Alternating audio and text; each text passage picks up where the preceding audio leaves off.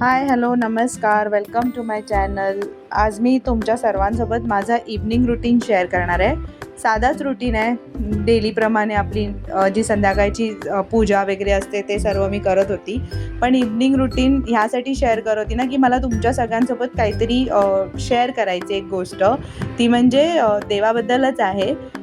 येत्या 20 मार्चला स्वामींचा प्रकट दिन आहे. तर स्वामींच्या प्रकट दिनानिमित्त ना 14 मार्चपासून सप्ताह काळ चालू होणार आहे. म्हणजे ज्यांना पारायण करायचं आहे, संकल्पयुक्त पारायण वगैरे, ते 14 तारखेपासून तुम्ही पारायणाला बसू शकता.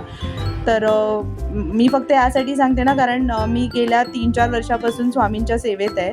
तर मला छान असे अनुभव आले आहेत. मी गुरुचरित्र पारायण, स्वामीचरित्र पारायण हे सुद्धा केलेलं आहे. आणि डेलीचं तर माझं नित्यसेवेचं असतंच. माझी नित्यसेवा ही असतेच. त्याच्यामध्ये मी स्वामीचरित्र सारामृताचे डेली 3 अध्याय वाचते. पण जसं ज्याला जे जमतं त्यांनी तसं करावं. ह्याच्यासाठी काही असं म्हणजे पारायण काळात काही असे रिस्ट्रिक्शन्स नाही आहेत. म्हणजे तुम्ही हे नाही खाऊ शकत, ते नाही खाऊ शकत. तर तुम्ही कांदा लसूण वगैरे खाऊ शकता. फक्त तुम्हाला नॉनव्हेज अवॉइड करायचं आहे. नॉनव्हेज नाही खाऊ शकत तुम्ही पारायण काळात. आणि ठीक आहे ना, तेवढं आपण करू शकतो स्वामींसाठी आपल्या. तर 20 मार्चला प्रकट दिन आहे. तर तुम्हाला जर कोणाला करायचं असेल पारायण तर छानपणे बसा पारायणाला. छान असे अनुभव घ्या. खूप छान वाटतं स्वामींचं पारायण केल्यानंतर. गुरुचरित्र पारायण केल्यानंतर साईबाबांचं सुद्धा चरित्र सारामृत आहे, ते सुद्धा पारायण केलात. जसं ज्याला जे जमतं. आता ॲक्च्युली प्रकट दिन स्वामींचं आहे, तर त्यामुळे स्वामीचरित्र सारामृताचं पारायण करा. हे पुस्तक आहे स्वामीचरित्र सारामृताचं आणि हे नित्यसेवेचं पुस्तक आहे. तर सगळ्यात आधी जेवढं मला समजवलं गेलं आहे, जे मी केलं आहे आजपर्यंत सेवेत, म्हणजे माझे जे गुरुजी आहेत त्यांनी मला समजवलं होतं, तर ते मी तुमच्या सगळ्यांसोबत थोडक्यात शेअर करते. गुरुचरित्र पारायण असो किंवा स्वामीचरित्र पारायण असो, ते सुरू करायच्या आधी त्याची सुरुवात तुम्हाला स्वामी स्तवनापासून करायची असते. स्वामी स्तवन वाचून झाल्यानंतर तुम्हाला 1 माळ जप करायचे. 11 माळीचा सुद्धा तुम्ही करू शकता. ज्याला जमतं तो 1 माळ जप सुद्धा करू शकतो. तर 108 मण्यांची माळ असते, त्याचा स्वामी नामाचा जप करायचं आहे तुम्हाला. आणि त्याच्यानंतर तुमचं जे चरित्र सारामृताचं अध्याय पठण आहेत, कोणी साप्ताहिक करता, कोणी 3 दिवसाचं पारायण करतं. जसं तुम्हाला जमतं तसं तुम्ही ते पारायण सुरू करा. आणि जर तुम्हाला जमलंच पारायण नंतरसुद्धा, तर डेलीच्या तुम्ही तुमच्या डेली रुटीनमध्ये सुद्धा स्वामीचरित्र सारामृताचे 3-3 अध्याय पठण करू शकता. मग ते एक ॲप आहे स्वामीचरित्राचं, तो मी ॲपची लिंक हवं तर तुम्हाला देईन. तुम्ही मला कमेंट करा त्यासाठी. तर तुम्ही म्हणजे ट्रेनमध्ये आहात, ट्रॅव्हलिंगमध्ये आहात तरी तुम्ही ते ऑनलाईन म्हणजे वाचू शकता. असं गरजेचं नाही की तुम्ही घरातच बसून कंपल्सरी वाचलं पाहिजे. पारायण काळात फक्त तुम्हाला घरात बसून वाचायचं आहे. बाकी टायमाला जर तुम्ही डेली रुटीनमध्ये ते आणणार असाल तर तुम्ही कुठेही स्वामींचं पठण करू शकता, नामस्मरण करू शकता. आणि नामस्मरण तर सतत करत राहा. जेवढं नामस्मरण कराल तेवढं चांगलं आहे. मग ते कोणत्याही देवाचं असो, स्वामींचं करा, साईबाबांचं करा किंवा गणपती बाप्पाचं करा. ज्याही देवाचं तुम्हाला नामस्मरण करायचं ते कंटिन्यू तुम्ही करू शकता. तर बस ही छोटीशी माहिती तुमच्या सगळ्यांसोबत मला शेअर करावीशी वाटली. जे मला समजवलं गेलं आहे ते मला असं वाटलं मी तुमच्या सगळ्यांसोबत शेअर करावं, म्हणून मी सांगितलं. बाकी जर तुम्हाला हवं असेल माहिती तर तुम्ही मला कमेंट करा. मी नक्की सांगण्याचा, मला जे माहिती आहे ते शेअर करण्याचा प्रयत्न करेन. मी केला आहे, मला अनुभव छान आले आहेत, म्हणून मी तुमच्या सगळ्यांसोबत शेअर करते. आणि मग झालं, पूजा वगैरे सगळी आवरून वगैरे झाली, स्वामींना मुजरा वगैरे करून झाल्यानंतर मग आपली डेली जेवणाची तयारी. वरण भातच केलं होतं साधंसं आपलं. आणि मग त्याच्यानंतर आमच्या ऑरा मॅडमची मस्ती चाललेली टॉमीसोबत.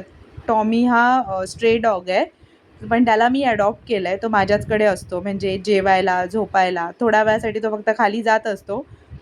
त्याच्या फ्रेंड्स लोकांसोबत मिक्सअप वगैरे होऊन, खेळून बिळून तो येतो परत घरी.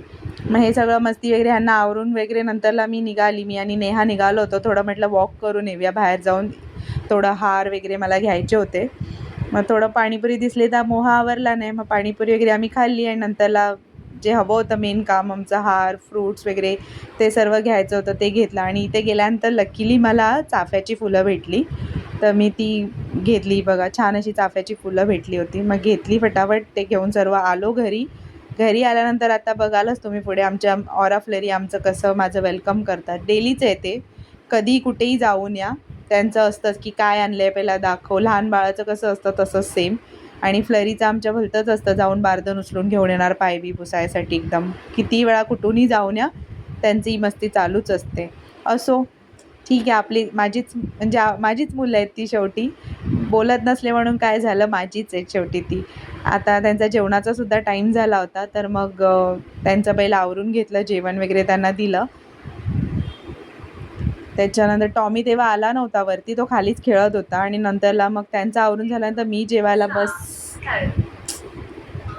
बसली आणि नंतरला मग आपला महाराष्ट्राची हास्य जत्रा बघत बघत छान असं जेवली वगैरे आणि नंतरला मग थोड्याने टॉमी पण आला होता जेवायला. जेवण झाल्यानंतर आपल्या रोजची कामं, भांडी घासा, लादी पुसा, झाडू मारा, जे डेली रुटीन आहे तेच कामं वगैरे चालू होती.